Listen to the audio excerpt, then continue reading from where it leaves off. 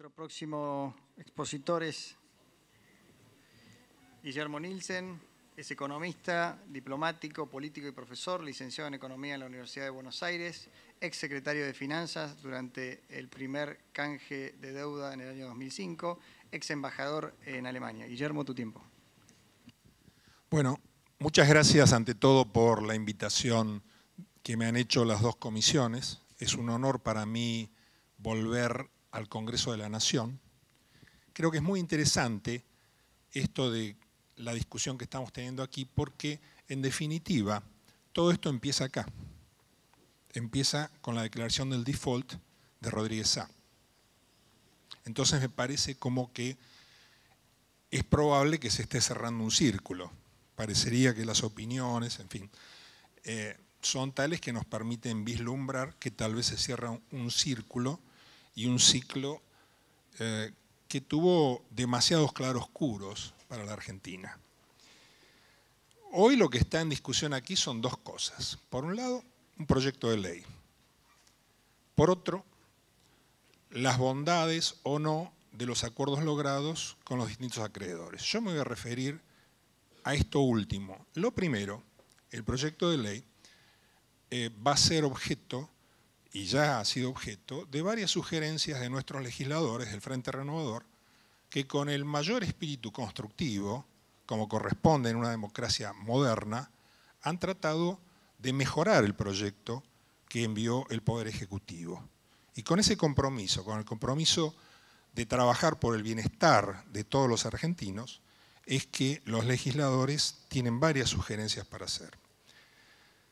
Creo que, dado las cosas que me han tocado hacer profesionalmente, vale la pena, y sobre todo en función de la maratónica sesión que estoy cerrando, vale la pena aprovechar estos primeros minutos donde todavía los legisladores están despiertos, o digamos con esta etapa inicial de estar despiertos, para ser muy claros en cuanto al mensaje principal. Yo creo que estamos frente a un buen acuerdo. ¿Es el mejor de los acuerdos posibles? Esa es la pregunta que da vuelta en la cabeza de mucha gente, de muchos argentinos de a pie. ¿Este acuerdo es el mejor posible? Es muy difícil hacer historia contrafáctica, es muy difícil. Pero yo tengo la impresión de que si no es el mejor, está muy cerca de ser el mejor. ¿Hubo oportunidades de hacer mejores cierres para este problema? Las hubo. Fábrega, hace unos minutos, comentó una ocasión en la cual se estuvo muy cerca de que un grupo de bancos locales comprase la creencia de NML. Si esto hubiese sido así, hubiésemos ganado 2 años de tiempo. Pero hubo otras cosas también en este derrotero. Es inexplicable que la República Argentina no haya podido lograr que el caso fuese aceptado por la Suprema Corte de Estados Unidos. Es inconcebible. ¿Dónde estuvo la diplomacia? ¿Dónde estuvo el trabajo de la diplomacia financiera para lograr que esto fuese tomado? El caso argentino es un caso de una complejidad extrema, es objeto de estudio en muchas universidades del mundo, hay varios libros, varias tesis sobre esto, y además es referencia de los defaults posteriores y de las consultas que a muchos de los que estuvimos involucrados nos han hecho por la situación muy difícil en su momento de España, por la crisis griega, la de Chipre y más recientemente la de Ucrania. En muchas de estas resoluciones, especialmente en Grecia y en Ucrania, toman rasgos de lo que fue el canje del 2005 en Argentina. Ahora, ¿qué es lo que me parece imprescindible tener en cuenta? El acuerdo logrado es muy bueno intrínsecamente. Yo creo que hay aspectos muy destacables. El hecho que se pague al contado y que la colocación de los bonos para pagar va a permitir que la Argentina se beneficie en tomar el upside. O sea, normalmente cuando un país sale del default, los bonos cotizan más alto. En este caso, evitamos por un lado la discusión con los buitres y con los holdouts, pagando al contado.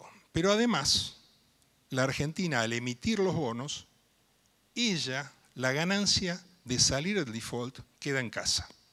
O sea, hay un upside, como se le dice en la jerga del mercado, que queda para la Argentina. Y esto lo quiero destacar, esto no es una cosa menor. Pero lo más destacable, tal vez, sea que la Argentina retomó el lugar que nunca debió dejar en la mesa de negociaciones con el Special Master, donde fue a defender su posición y donde llevó la visión argentina en un espacio que quedó vacío demasiado tiempo, donde la única campana que se escuchaba era la campana de los buitres. La Argentina se retira de esa mesa de negociaciones en un rasgo realmente muy inusual y que no está de acuerdo con la complejidad de la deuda argentina. Yo diría que lamentablemente, toda la forma en que se manejó la deuda en los últimos 4 años estuvo desacompasada de la complejidad extrema del caso argentino. Y lamentablemente, hoy tenemos aspectos en este acuerdo que no nos gustan a nadie. Muchos fueron reseñados aquí. Pagarle a los abogados. Bueno, hay muchos otros aspectos respecto a cada acuerdo que los podemos discutir, pero me parece que lo importante es discutir el promedio de los acuerdos. En primer lugar, hay una quita de aproximadamente entre el 35 y el 38%. Que dado el precedente de haber llegado a que la primera instancia quedase bendecida por la no aceptación de la Corte Suprema Norteamericana, es realmente un hecho importantísimo, no es un hecho menor. Que se hayan bajado de este modo, que haya habido una quita en primer lugar, es algo realmente que me parece importante destacar. No es una cosa menor, no es una cosa pequeña.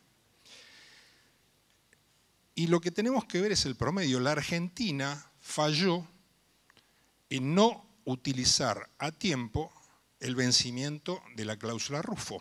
En vez de preparar eso, con un espíritu de estudiantina, se tomó con una superficialidad extrema un caso muy difícil. Yo festejo que esto se esté cerrando. Ojalá este Congreso, donde esto empezó, sea también un cierre, y un cierre que nos satisfaga a todos los argentinos. Muchas gracias.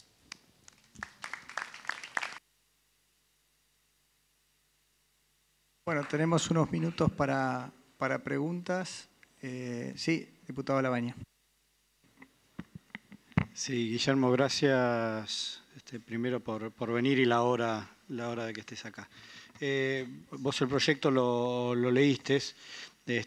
Yo tengo una duda respecto a la forma de pago. Y te lo pregunto porque vos de esto debes ser de los que más conoces en el tema.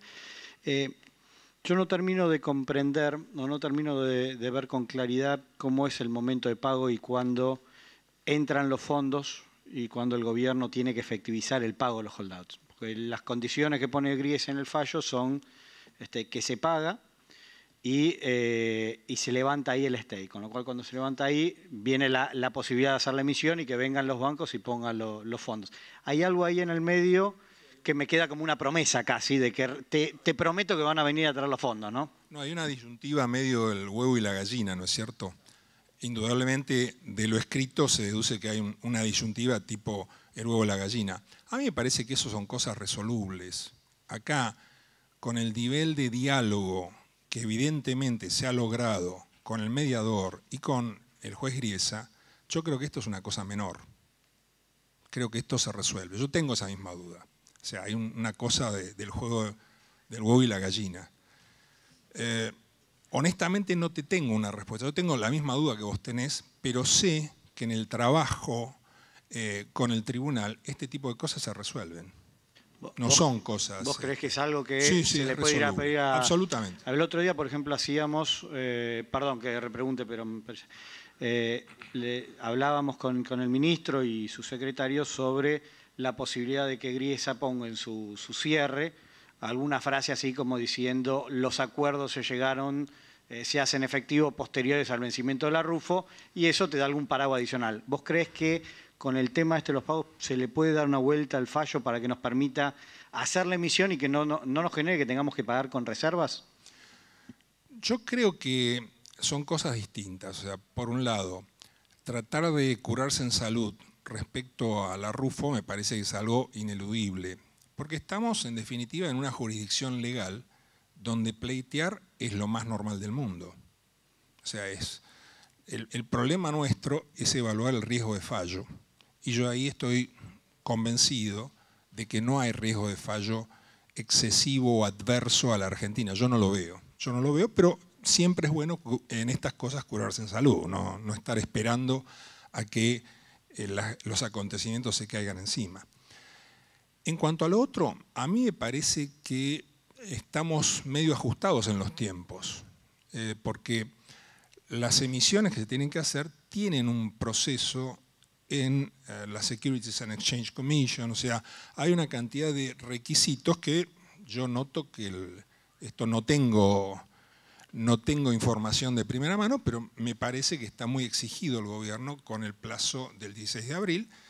En fin, creo que es algo que incluso si no fuera así también es conversable. No me parece que sea tan dramático, me parece que ha habido suficientes gestos en todo este tiempo de parte del juez Griesa y del mediador de haber logrado un entendimiento de lo que estaba en juego y de tener una actitud constructiva. Aquí se han dicho muchas cosas del juez Griesa.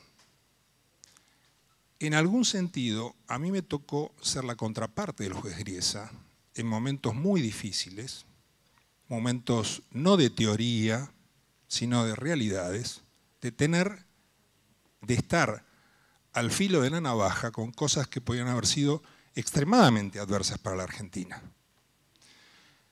Y en honor a la verdad, yo siempre lo he dicho y quiero repetirlo aquí, el juez Griesa tuvo con Argentina, hasta que yo fui secretario de Finanzas, una actitud muy constructiva, lo subrayo esto. A mí me parece que no corresponden las faltas de respeto a nadie, y mucho menos a un juez de Estados Unidos. Pero me parece que no es la forma en que un país se tiene que manejar. La verdad que celebro que al cabo de este tiempo se haya recompuesto el diálogo con el tribunal y vuelva a resurgir un Griesa constructivo con Argentina, que nunca se debió haber perdido eso. Sí, diputado. ¿Sí? ¿Hola? Sí. Bueno, la verdad que es la segunda vez que escucho en este Congreso Nacional, que es una institución soberana de Argentina, este tipo de consideraciones hacia el juez Griesa y el mediador.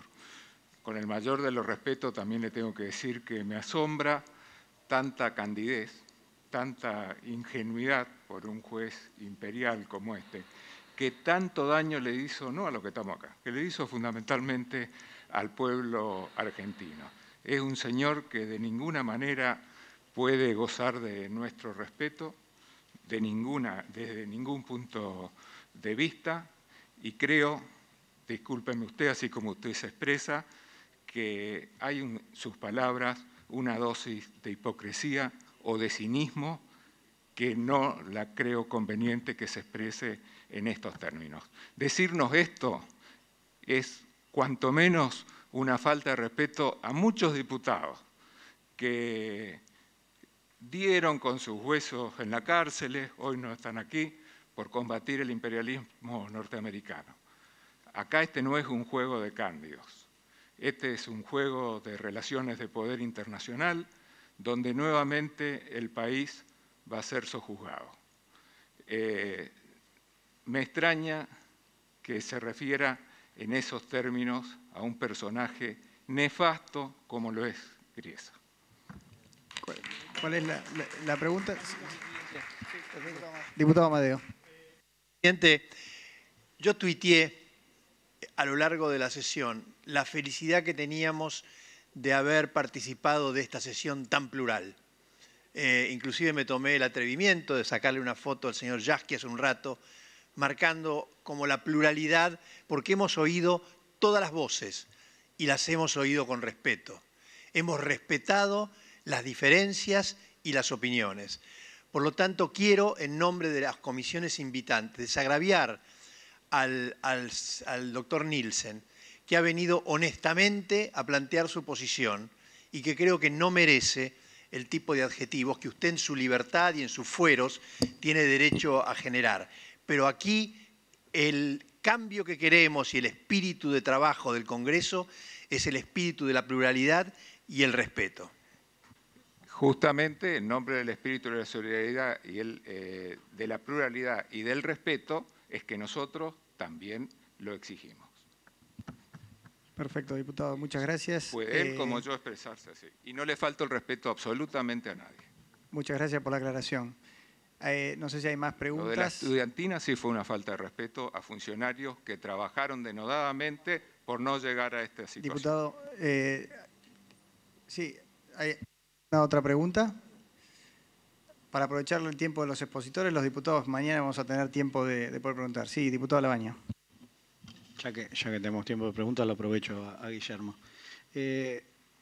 Conociendo los personajes involucrados en esto, ¿qué riesgo le ves a futuros litigios que te puedan abrir? Más allá de si prosperen o no prosperen, ¿vos ves que va a haber una actitud sobre nuevos litigios, sobre la posibilidad que se habla, mismo está en algún medio, de que los actuales fondos buitres estén comprando deuda para después salir a hacer litigios? Me gustaría tener una reflexión tuya sobre cómo ves ese proceso. La información que circula en New York es que, primero, esto no está cerrado, la negociación no se cerró con el 100%. Y esto me parece que es algo que tenemos que mencionar. Y hay dos categorías de faltantes, digamos. Por un lado, hay tenedores minoristas que están tratando de forzar la mano a partir de su situación de minorista, o sea, de alguien no institucional al cual la quita que se logre o se deje de lograr le pega directamente, ¿no? Eso, en fin, hay que estar atentos, yo supongo que se puede cerrar, pero todavía no está del todo cerrado. Hay otros casos que son de cierta complejidad, no muchos, no mucho en términos de los fondos, ¿no es cierto? Pero hay gente que compró bonos que prescribieron sin que sobre esos bonos se haya iniciado una causa judicial alguna.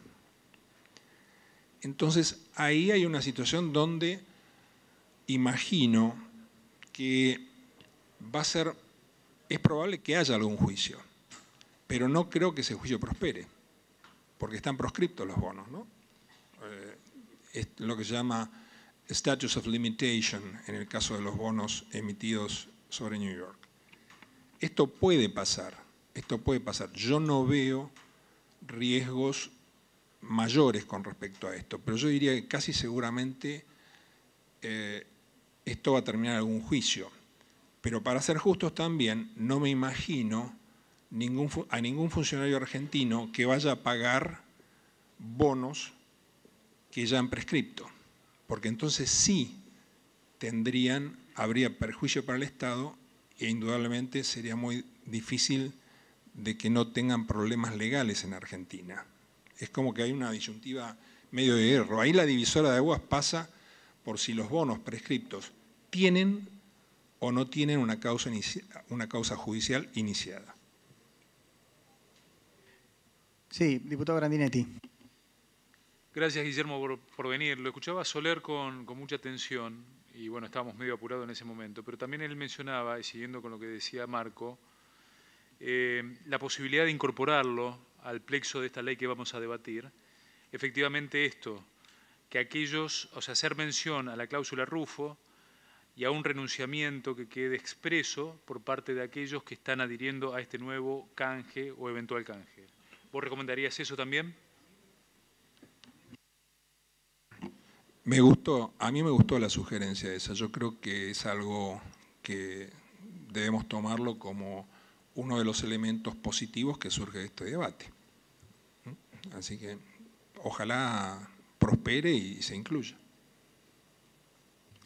Bueno, si no hay más preguntas, damos por terminada esta maratónica sesión y nos encontramos mañana a las 11 de la mañana para sesionar ya a los diputados en la comisión conjunta de Presupuesto y Hacienda y Finanzas. Muchas gracias.